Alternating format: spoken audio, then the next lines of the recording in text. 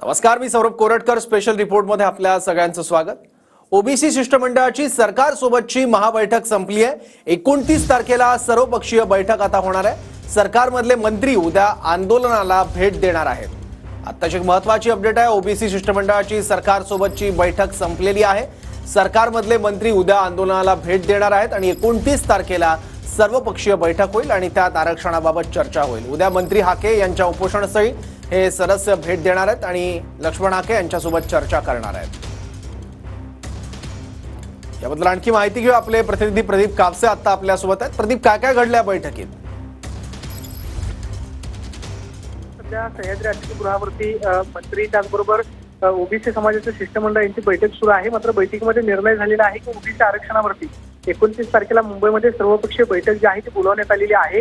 उद्या सरकारमधले मंत्री जे आहेत ते लक्ष्मण हाके यांच्या आंदोलनस्थळी भेट देतील. मात्र ओबीसी संघटनांचे पदाधिकारी जे आहेत ते बैठकीमध्ये आक्रमक झालेले होते.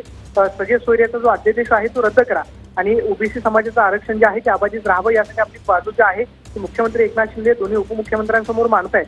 मात्र बैठकीमध्ये निर्णय झालेला आहे की ओबीसी आरक्षणाच्या संदर्भामध्ये 29 तारखेला मुंबईमध्ये सर्वपक्षीय बैठक जी आहे ती बोलवलेली आहे.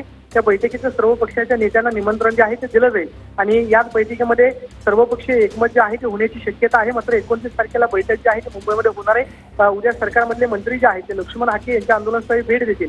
आजच्या बैठकीमध्ये स्वतः छगन भुजबळ त्याचबरोबर पंकजा मुंडे यांनी आपली ओबीसी आरक्षणासंदर्भातली भूमिका जी आहे ती मांडलेली आहे. लक्ष्मण हाके यांचं शिष्टमंडळ त्याचबरोबर मंगेश ससाणे यांचं शिष्टमंडळ जे आहे त्या शिष्टमंडळामध्ये जवळपास 10 प्रतिनिधी जे आहेत ते मुख्यमंत्र्यांसमोर आपली बाजू मांडत होते. मात्र बैठकीमध्ये निर्णय झालेला आहे 29 तारखेला मुंबईमध्ये सर्वपक्षीय बैठक बोलवली आहे. प्रदीप, ओबीसी नेत्यांनी यामध्ये त्यांना कशाबद्दल चिंता आहे ते बोलून दाखवलंय.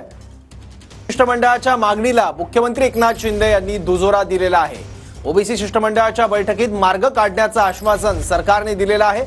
ओबीसी शिष्टमंडळाच्या मागण्यांवर राज्य सरकार सकारात्मक असल्याचं या बैठकीतून सांगण्यात आलंय. पुन्हा एकदा जाऊयात आपले प्रतिनिधी प्रवीण कापसेकडे. प्रवीण, याबद्दल काय सांगशील? अगदी बरोबर आहे. खरं तर ओबीसी संघटनांच्या प्रतिनिधींची